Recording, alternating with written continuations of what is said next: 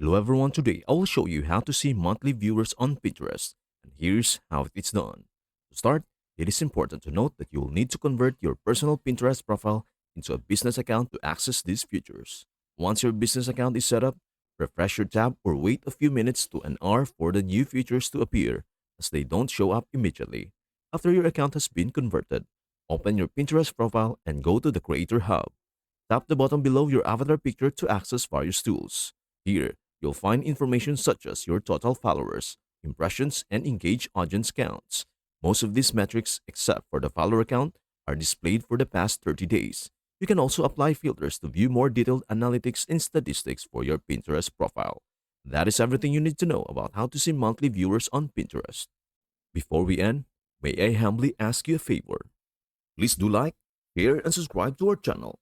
This means the world to us. Thank you so much for watching. We hope to see you in our next video.